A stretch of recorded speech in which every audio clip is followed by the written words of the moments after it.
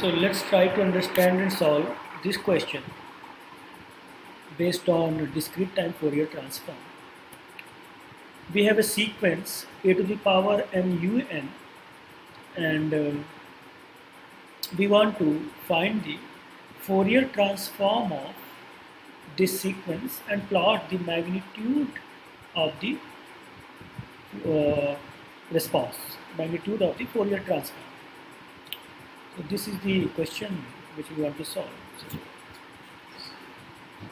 xn is equal to a to the power un, and we need to take the Fourier transform of this sequence, and by definition, the definition of DTFT is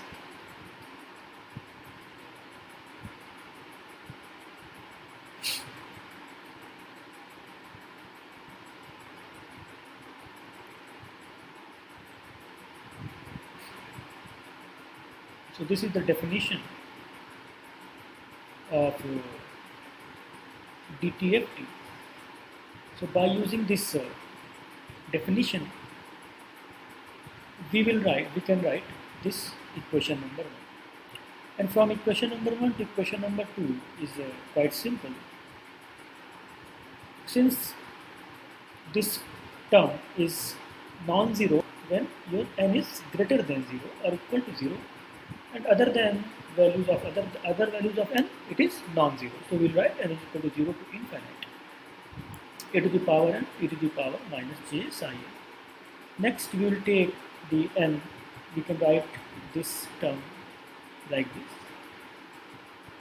and then we will use this property, the GP, the summation of GP, and this we have learned in our plus 2 during our school days, that summation of this is equal to 1 upon 1 minus r.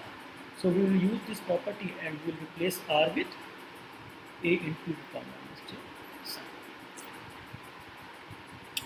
So by using this property, we will get this transform, this discrete transform.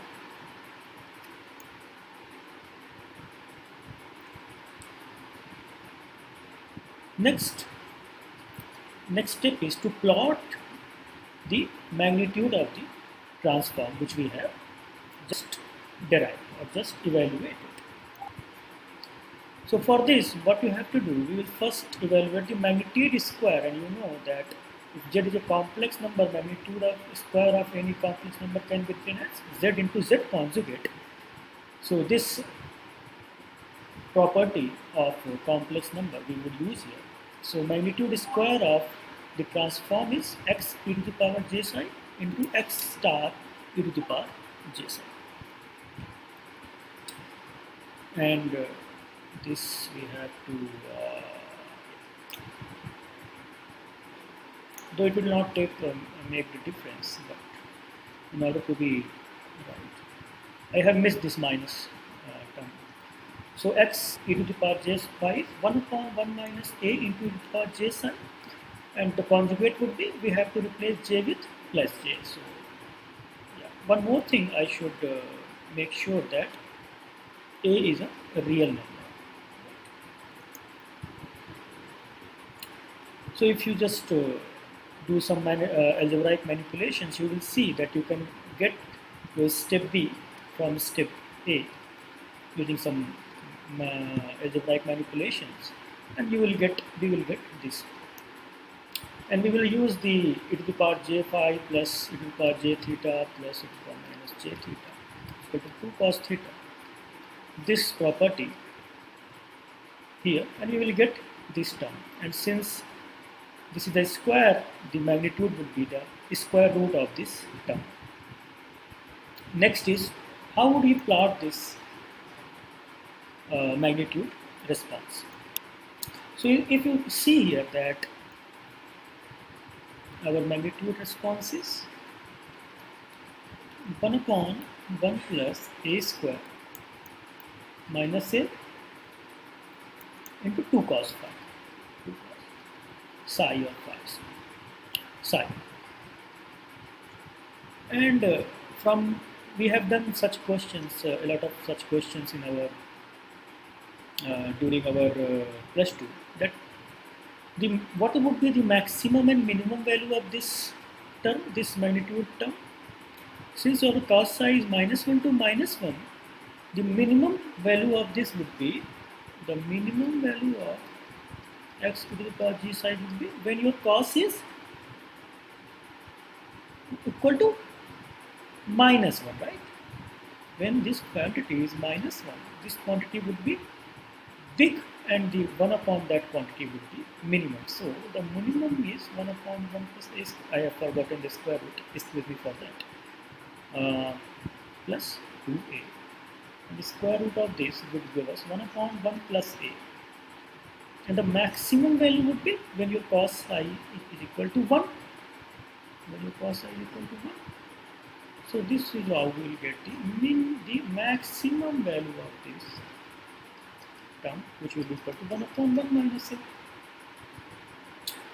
And since your a is less than 1, of course, this quantity would be always, the minimum and maximum value of this quantity would be this and this. So by using this property, we can write, and when this cos phi will be -1, cos phi would be 1 when your psi is equal to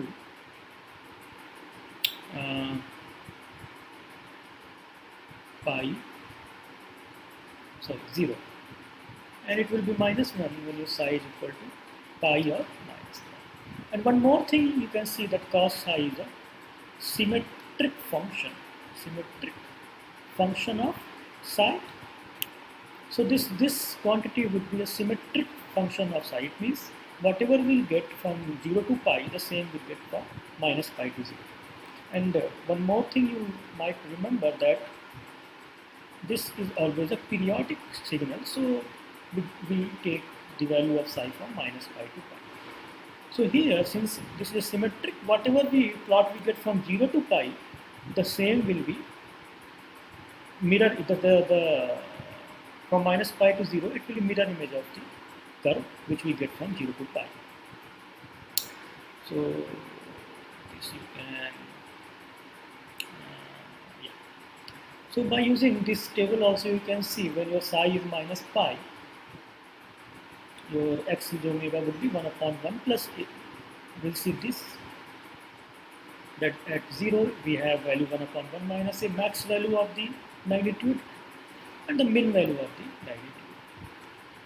So this would be the frequency magnitude of the transform. So this is what we wanted to cover today. And this is valid for all the values of a which is less than.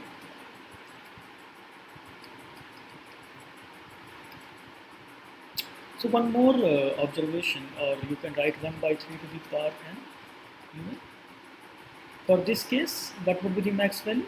1 upon 1 minus 1 by 3. Means 3 by 2. And what would be the min value? 1 upon 1 plus a. So it would be 1 upon 1 plus 1 by 3. 3 by 4.